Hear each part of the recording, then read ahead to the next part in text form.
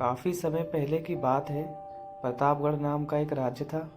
वहाँ का राजा बहुत अच्छा था, मगर राजा को एक सुख नहीं था।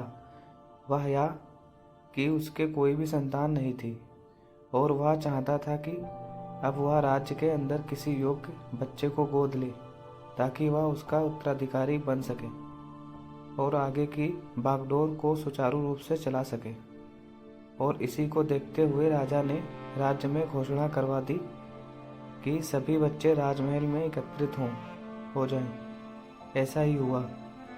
राजा ने सभी बच्चों को पौधे लगाने के लिए भिन्न भिन्न प्रकार के बीज दिए और कहा कि अब हम 6 महीने बाद मिलेंगे और देखेंगे कि किसका पौधा सबसे अच्छा होगा। महीना बीत गया।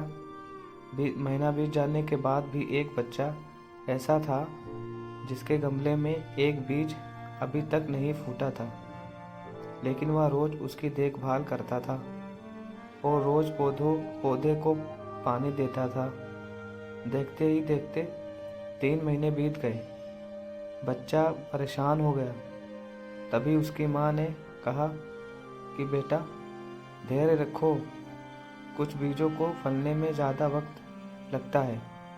और वह पौधे को सींचता रहा। 6 महीने हो गए। राजा के पास जाने का समय आ चुका था, लेकिन वह डरा हुआ था कि सभी बच्चों के गमले में तो पौधे होंगे और उसका गमला खाली होगा। लेकिन वह बच्चा ईमानदार था और सारे बच्चे राजमहल में आ चुके थे। कुछ बच्चे जोश से भरे हुए थे क्योंकि उनके अंदर राज्य का उत्तराधिकारी बनने की प्रबल लालसा थी। अब राजा ने आदेश दिया कि सभी बच्चे अपने अपने गमले दिखाने लगे, मगर एक बच्चा सहमा हुआ था क्योंकि उसका गमला खाली था। तभी राजा की नज़र उस गमले पर गई। उसने पूछा, तुम्हारा गमला तो खाली है? तो उसने कहा, लेकिन मैंने इस गमले की 6 महीने तक देखभाल की है। राजा उसकी ईमानदारी से खुश था कि उसका गमला खाली है। फिर भी वह हिम्मत करके यहाँ आ गया। सभी बच्चों के गमले देखने के बाद राजा ने उस बच्चे को सभी के सामने बुलाया। बच्चा सहम गया और राजा ने कहा, गमला सभी को दिखाया।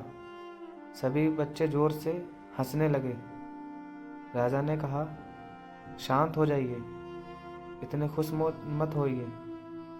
आप सभी के पास जो पौधे हैं वो सब बंजर हैं। आप चाहें कितनी भी मेहनत कर लें, उनसे कुछ नहीं निकलेगा। लेकिन असली बीज यही था। राजा उसकी ईमानदारी से बेहद खुश हुआ और उस बच्चे को राज्य का उत्तराधिकारी बना दिया गया।